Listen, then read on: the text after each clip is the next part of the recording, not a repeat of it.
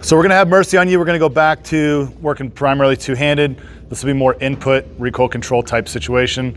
We'll demo the drill for you, give us some things to talk about, and then we'll go through it, all right?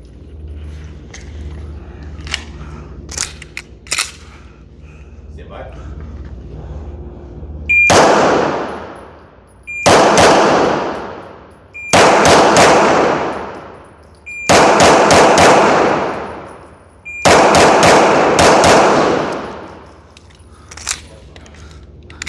All right, give you guys another example.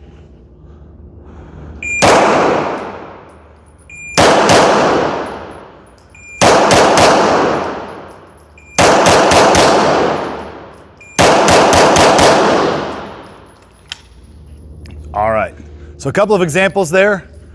The first half of both went pretty okay, but something changed as the drill went on. What'd you guys see?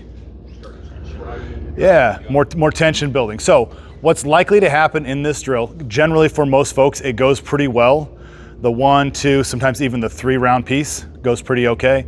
As the drill stretches on, tension starts to build. We try to be faster and faster. We try to do things more and more. We don't like that the sight is starting to rise. Sometimes we'll start staring at the dot, tension builds. We start pushing rounds down through the target. All right, so the procedure for the drill, you'll be up on target, ready to go. On the first beep, you'll fire 1. The next beep, you'll fire a pair. Third beep, you'll fire 3, and so on until you get all the way up to 5. It's a 15-round drill. The idea here is we're firing them as soon as they come back, okay? It's not necessarily predictive, like you're reacting to the color of what you see. I want you to be accountable for what you're seeing, but it is aggressive shooting.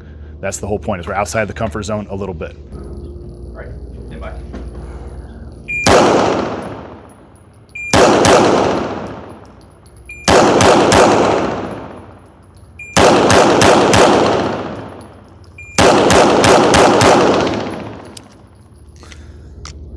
All right, give you guys another one.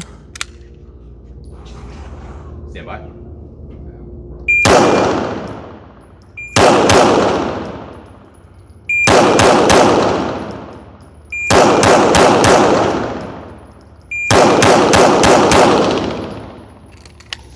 All right, so in the first example, did you guys see the round start to climb? What do you think causes that? Yeah, dot focus. So especially at 15, what's happening? Like, is the dot lifting further in reality? No, not really. Perceptually, does it look like it's lifting further? A lot, it really does. So now the dot is leaving a lot. It's a very noisy sight picture. Psychologically, we don't like that. A couple of things can happen. One is the dot leaves, we want to look at it, we want to follow it. Or we perceive that, hey, the dot is lifting all the way up into the head zone now. I don't like that.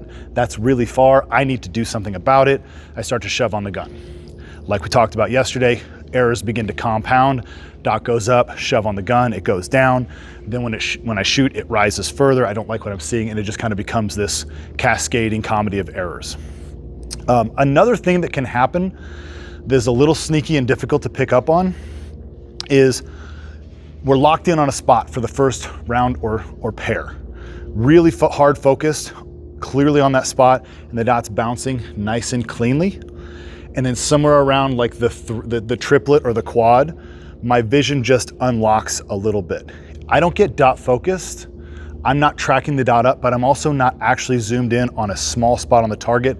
It's like the target's at 15, my vision unlocked to like autofocus at 10, and I'm just kind of looking in the general area of the A zone, and now I don't have a precise spot to bring the dot back to.